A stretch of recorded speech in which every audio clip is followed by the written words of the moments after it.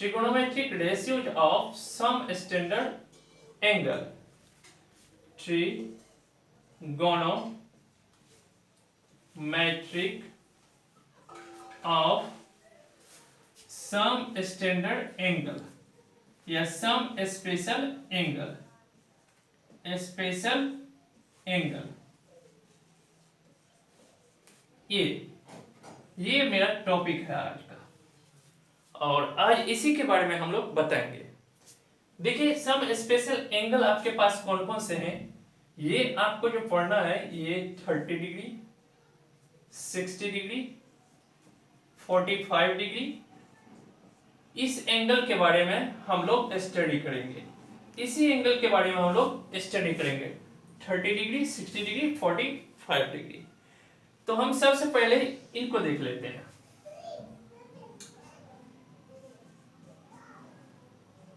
Trigonometric, देखिए जैसे कि ये मान के चले इस तरीके से, ये दोनों सेम है, ये 90 डिग्री है, इसके सामने वाली को हम लोग हाइपोटेनियस कर्ण के नाम से जानते हैं, H फॉर हाइपोटेनियस, ये आधार हो गया, ठीक है, ये लंब, ये पहले भी हम लोग बता चुके हैं। देखिए इसमें ये 45 डिग्री होगा, क्योंकि आपको मालूम होगा कॉन्सेप्ट कि अगर त्रिभुज के दो भुजाएं आपस में बराबर होते हैं तो उनके सम्मुख एंगल भी बराबर होते हैं, यानी उसके अपोजिट एंगल भी बराबर होते हैं। इसके अपोजिट में ये एंगल और इसके अपोजिट में ये एंगल दोनों इक्वल होते हैं। ये कॉन्सेप्ट होता है किसी भी समद्विबाहु समकोण त्रिभुज में अगर दो एंगल बराबर हैं तो उनका दो भुजा भी बराबर होंगे। अगर दो भुजाएं बराबर हैं तो उनके अपोजिट या उनके सम्मुख एंगल बराबर होंगे। ये कॉन्सेप्ट है। यहां से हम लोग निकालना चाहें, अगर आप मानिए इसको x मान लेते हैं, इसको यहां से यहां तक हम लोग x बोल देते हैं, और यहां से यहां तक फिर हम लोग x बोल दें x, तो आप ये हाइपोटेनियस निकालेंगे तो हमारे पास क्या निकलेगा, आप निकाल सकते हैं, ये हाइपोटेनियस निकालेंगे यहां से हाइपोटेनियस, तो under root x square plus under root x square equal to हो जाएगा क्या, ये x square plus x square 2x square हो जाएगा। इसको लिखेंगे अंडर रूट 2 इंटू एक्स, क्योंकि x दो बार आ चुका है, तो x इंटू एक्स जो पेयर में रहता है, जो जोड़ा में रहता है, वो निकल के बाहर आ जाता है। तो इसको x इंटू अंडर रूट 2 लिख सकते हैं या रूट 2 इंटू एक्स लिख सकते हैं। तो ये हमारे पास आ गया रूट 2 इंटू एक्स। यहां तक समझ गए आप लोग। अब देखिए यहां से हम लोग आगे बात करते हैं इसके रेशियो फाइंड करने के लिए, यानी कि इस एंगल से रेशियो फाइंड करेंगे। तो इसके लिए हमारे पास परपेंडिकुलर ये हो जाएगा और इसके लिए परपेंडिकुलर ये हो जाएगा। आप देखेंगे दोनों साइड इक्वल है, तो इसके लिए अगर हम लोग परपेंडिकुलर इसके लिए बात कर रहे हैं कि ये परपेंडिकुलर है x, तो इसके लिए भी परपेंडिकुलर x ही है। चूंकि दोनों साइड इक्वल हैं, इस कारण से हम लोग दोनों का परपेंडिकुलर सेम लेंगे। तो यहां पर हम लोग फाइंड करते हैं साइन 45 डिग्री। अब जब यहां पर थीटा लिख रहे थे, थीटा का मतलब था एक्यूट एंगल। अब यहां पर एक्यूट एंगल का मतलब होता है 90 डिग्री से छोटे वाले एंगल। देखिए 45 डिग्री आया कि नहीं। अब इससे लेकर के हम लोग इसको रेशियो फाइंड करेंगे। करते हैं साइन 45 डिग्री, ये फॉर्मूला होता है लंब बटे कर्ण।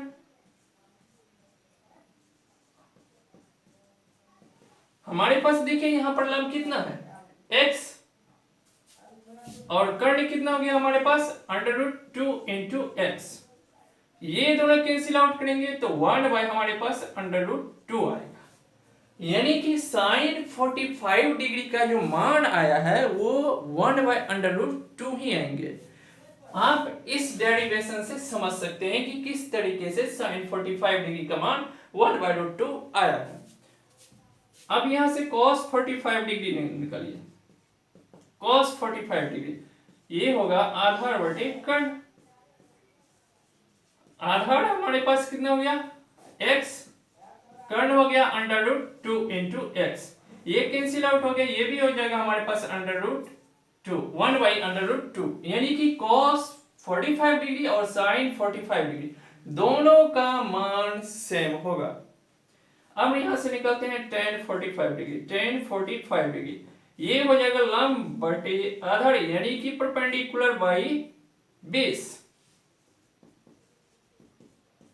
हमारे पास ये परपेंडिकुलर कितना है, हमारे पास परपेंडिकुलर x और बेस कितना है x, ये कैंसिल आउट होकर के हमारे पास 1 आ गया, यानी कि tan 45 डिग्री का मान कितना होगा 1। अब यहां से आप निकाल सकते हैं cot 45 डिग्री, ये यूनिवर्स होता है tan का, ये हो जाएगा क्या हमारे पास आधार बटे लंब, आधार हमारे पास x है, लंब भी x है, देख सकते हैं आप आधार x है और लंब भी x है, ये कैंसिल आउट होकर के 1 हो गया। अब यहां से cos 45 का इनवर्स निकलेगा तो sec 45 डिग्री होता है, sec 45 डिग्री, ये इसका इनवर्स लेकर यानी कि ये ऊपर चला जाएगा और ये नीचे चला जाएगा, कर्ण बटे आधार।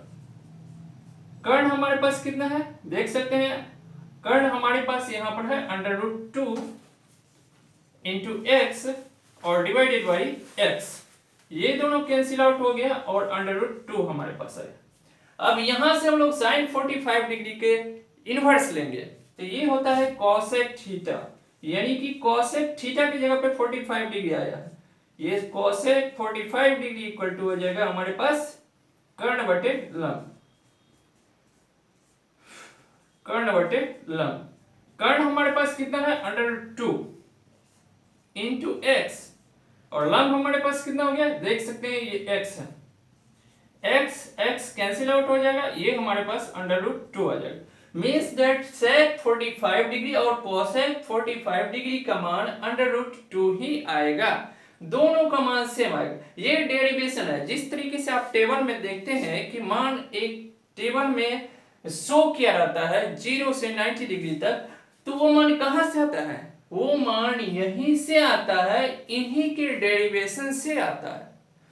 अब यहां से आप देख सकते हैं कि ये जितने हमारे पास 6 ट्रिगोनोमेट्रिक रेशियो हमको फाइंड करना था 45 डिग्री एंगल लेकर के, उससे हम लोग फाइंड कर चुके हैं। अब हम लोग 30 डिग्री या 60 डिग्री की बात करते हैं, तो 30 या 60 डिग्री के लिए हम इसको मिटाते हैं फिर बताते हैं।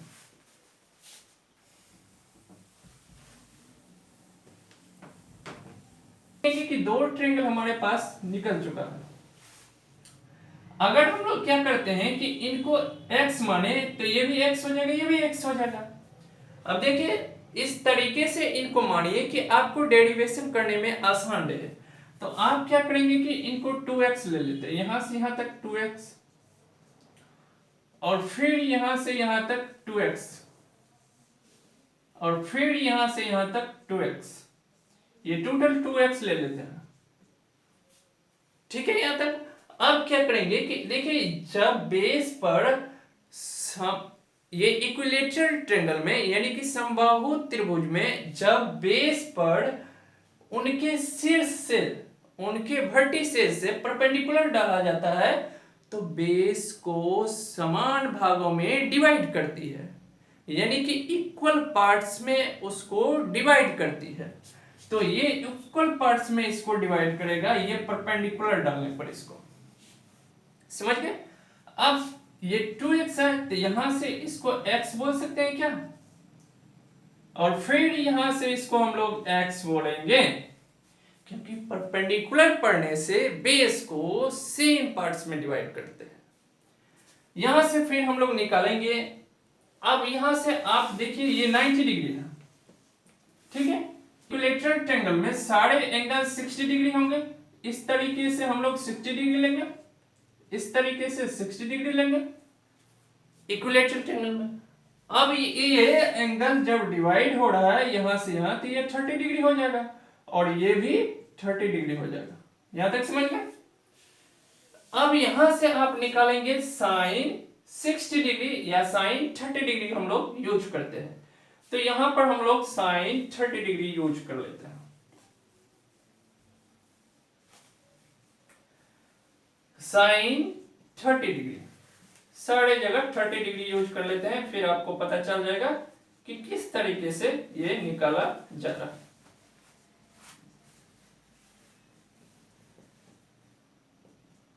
देखिए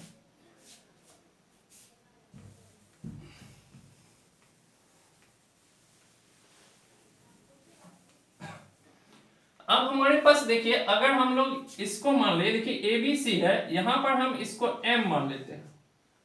इस पॉइंट पर जहां पे परपेंडिकुलर डाला गया है, जहां पे लंब डाला गया है, उसको हम लोग M पॉइंट मान लिए हैं। अब ये BM point equal to MC point आपको दिख रहा है। अब हम लोग यहां से क्या करते हैं कि एक हाइट हमको AM चाहिए, AM निकल गया तो फिर इसका हम सारे कुछ फाइंड कर सकते हैं। इस एंगल के लिए फिर ये परपेंडिकुलर और इस एंगल के लिए ये परपेंडिकुलर होगा। ये तो हम पहले ही समझा चुके हैं। अगर एक्यूट एंगल इधर से लेते हैं तो उसके लिए परपेंडिकुलर ये हो जाएगा, अगर एक एक्यूट एंगल इधर से लेते हैं तो इसके लिए परपेंडिकुलर ये हो जाएगा। आप देखिए यहां से हम लोग इसका हाइट फाइंड करते हैं। AM equal to under root ये BM का होल स्क्वायर, ये फाइंड करना है। तो हम पहले लेते हैं AB का स्क्वायर माइनस BM का स्क्वायर, आप देखिए AB हमारे पास कितना है, AB 2x है, 2x का होल स्क्वायर माइनस BM हमारे पास कितना है, x का होल स्क्वायर।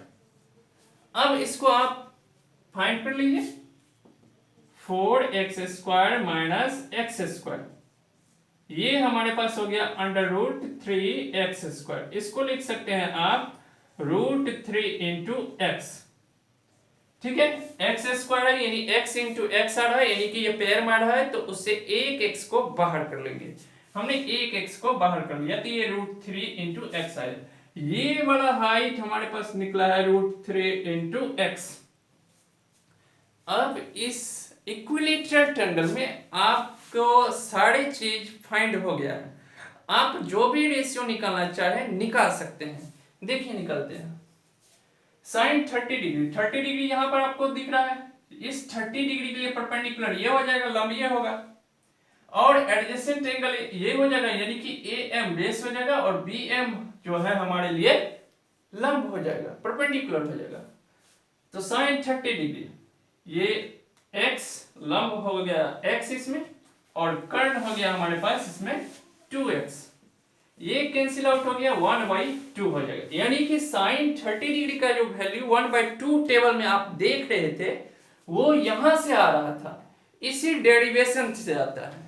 वो मान कैसे और क्यों आया अभी आपको पता चल गया है कि साइन 30 डिग्री इस तरीके से इक्विलेटरल ट्रायंगल का यूज करके हम लोग डेराइव करते हैं, फिर 1/2 मान प्राप्त होता है। cos 30 डिग्री, cos 30 डिग्री आधार बटे कर्ण। आधार हमारे पास देखिए इसके लिए ये वाला पार्ट लंब है, ठीक है, और ये वाला पार्ट आधार है। तो आधार हमारे पास रूट 3 इंटू एक्स है, रूट 3 इंटू एक्स, और कर्ण हमारे पास कितना है, कर्ण रूट 2, ये कर्ण हो गया हमारे पास 2x। आप इधर से भी ले सकते हैं, इधर से भी ले सकते हैं, दोनों तरफ से ले सकते हैं, दोनों इक्वल ट्रायंगल के रूप में काम करते हैं। Root 3 into x divided by कर्ण हमारे पास हो गया 2x, ये कैंसिल आउट हो गया, यानी कि रूट 3/2 हो जाएगा। फिर tan 30 डिग्री के लिए लंब बटे आधार, लंब हमारे पास कितना हो गया, इसके लिए लंब है x, आधार कितना हो गया हमारे पास रूट 3 इंटू एक्स, ये कैंसिल आउट हो गया, यानी कि 1/√3। अब देखिए cot 30 डिग्री यहां से फिर 30 डिग्री के लिए ये हमारे पास परपेंडिकुलर होगा, यानी कि लंब होगा, और आधार हमारे पास रूट 3 इंटू एक्स होगा, ये वाले आधार हो गए। तो आधार हमारे पास हो गया कितना, रूट 3 इंटू एक्स, और लंब हो गया x, ये कैंसिल आउट हो गया। या आप tan 30 डिग्री की इनवर्स भी लिख सकते हैं। इसको आप उलट दीजिए, वही हमारा मान हो जाएगा। ये हो गया √3। अब देखिए यहाँ पे कर्ण बटे आधार, कर्ण हो गया ये sec 30 डिग्री, ये cosec 30 डिग्री का यूनिवर्स है sec 30 डिग्री। कर्ण कर्ण आप देखेंगे 30 डिग्री की बात कर रहे हैं, यानी कि ये वाले एंगल के लिए ये लंब है, ये कर्ण है, ये आधार है। कर्ण हमारे पास 2x है, आधार हमारे पास √3 × x है। ये कैंसिल आउट हो गया, 2/√3 हो गया। अब ये sec 30 cosec 30 डिग्री, इसका इन्वर्स है cosec 30 डिग्री, यानी कि इसको अगर पलट दिया जाए तो ये वाला जो है हमको फाइंड हो जाएगा। तो कर्ण हमारे पास हो जाएगा 2x और डिवाइडेड बाई x हो जाएगा लंब। देखिए कर्ण हमारे पास 2x है और लंब इसके लिए ये है 30 डिग्री के लिए लंब ये है x, ये कैंसिल आउट हो जाएगा, यानी कि ये हो जाएगा 2। ठीक है, आप देखिए कि सारे ट्रिगोनोमेट्रिक रेशियो 30 डिग्री से आप निकाल चुके हैं। किस तरीके से 30 डिग्री वाले यानी कि 30 डिग्री से हम लोग मान जो टेबल में याद कर रहे थे कैसे आ रहा था, अब हम लोग फाइंड कर चुके हैं। अब इसी से हम लोग 60 डिग्री का भी फाइंड कर सकते हैं। 60 डिग्री का देख लीजिए, थोड़ी सी स्पेस कम है तो आप लोग हम शॉर्ट में यूज करेंगे तो घबराएंगे नहीं। sin 60 डिग्री, देखिए यहां से sin 60 डिग्री की यूज करेंगे तो sin 60 डिग्री का मान हमको फाइंड करना है। तो ये देखिए sin 60 डिग्री यहाँ पे दिख रहा है, इसके लिए ये वाला पार्ट हमारे पास परपेंडिकुलर हो जाएगा, लंब हो जाएगा। फिर आप इस 60 डिग्री के लिए लीजिएगा तो यही वाला जो पार्ट है AM, वही हमारे पास क्या होगा, AM वाला पार्ट ही हमारे लिए परपेंडिकुलर होंगे, लंब होंगे। तो आप दोनों ट्रायंगल में एक जैसे पार्ट देख पा रहे होंगे। sin 60 डिग्री बराबर हो जाएगा लंब बटे कर्ण, यानी कि लंब हो गया हमारे पास AM और डिवाइडेड बाय कर्ण यानी कि AB। AM हमारे पास देखिए कितना है, √3 × x और यहां पर AB ये 2x है, ये कैंसिल आउट हो जाएगा, यानी कि sin 60 डिग्री का जो मान आएगा, sin 60 डिग्री का जो मान आएगा वो √3/2 आएगा। इस तरीके से cos 60 डिग्री का मान निकाल सकते हैं। आधार बटे कर्ण होगा, आप बेस बाई परपेंडिकुलर इसको लिख सकते हैं। देखिए बेस कितना है 60 डिग्री के लिए, ये बेस है और हाइपोटेनियस ये रहेगा, यानी कि हम इसको डायरेक्ट लिख लेते हैं x बटे 2x बेस बाई हाइपोटेनियस, आधार बटे कर्ण, ये आधार है ये कर्ण है, ये कैंसिल आउट कीजिए, ये हो गया 1/2। फिर tan 60 डिग्री निकालिए, tan 60 लंब बटे आधार परपेंडिकुलर बटे बेस। परपेंडिकुलर हमारे पास कितना है, देखिए परपेंडिकुलर 60 डिग्री के लिए परपेंडिकुलर ये और फिर बेस ये √3/x, √3 × x/x कैंसिल आउट कीजिए, ये हो जाएगा √3। अब उसके बाद देखते हैं cot 60 डिग्री। cot 60 डिग्री इसी का इन्वर्स ले लेंगे, यानी कि इसको हम उल्टा करके लिख लेंगे तो फिर उससे हम लोग मान प्राप्त कर सकते हैं। इसको उल्टाइए, x डिवाइडेड बाय √3 × x लिख सकते हैं, कैंसिल आउट हो गया 1/√3 हो जाएगा। फिर आप इसका इन्वर्स लिख लीजिए sec 60 डिग्री, sec 60 डिग्री इसको सेकेंड के नाम से भी जानते हैं, इसको कोटेंजेंट बोलते हैं, इसको टेंजेंट बोलते हैं, इसको कोसाइन बोलते हैं, पूरा नाम sec 60 डिग्री। इसका फॉर्मूला आप लोग जानते होंगे कि ये जो है cos का इन्वर्स होता है, जैसे cos थीटा का फॉर्मूला होता है आधार बटे कर्ण, तो इसका होगा कर्ण बटे आधार, कर्ण बटे आधार होगा इसका फॉर्मूला, कर्ण बटे आधार। यहाँ स्पेस कम था इसीलिए हमने यहाँ पर फॉर्मूला नहीं लिखा, डायरेक्ट आपको हमने समझाते हुए आगे बढ़ा। ये कर्ण यहाँ पर देख सकते हैं कि हमारे पास इस एंगल के लिए कर्ण 2x और आधार हमारे पास x है, ये कैंसिल आउट हो जाएगा, यानी कि 2 sec 60 डिग्री का मान 2 हो जाएगा।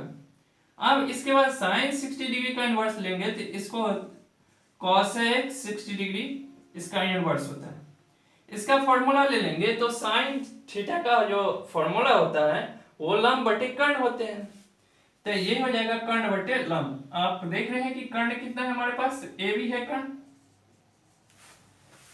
और लंब कितना है हमारे पास, वो AM है। ए बी हमारे पास हो गया 2x। ठीक है, ये 60 डिग्री के लिए ये लंब है, ये कर्ण है। तो ये लंब बटे कर्ण होता है, तो इसका हम लोग इनवर्स लिखते हैं, यानी कि उल्टा करके लिखेंगे। ये हो जाएगा कर्ण बटे लंब। तो पहले हम लोग कर्ण लिखेंगे, सही लिखा हुआ था, कर्ण बटे लंब 2x और बटे लंब √3 इंटू एक्स। ये कैंसिल आउट हो गया, 2/√3 आएगा। तो इस तरीके से आप लोग फाइंड कर सकते हैं। इस तरीके से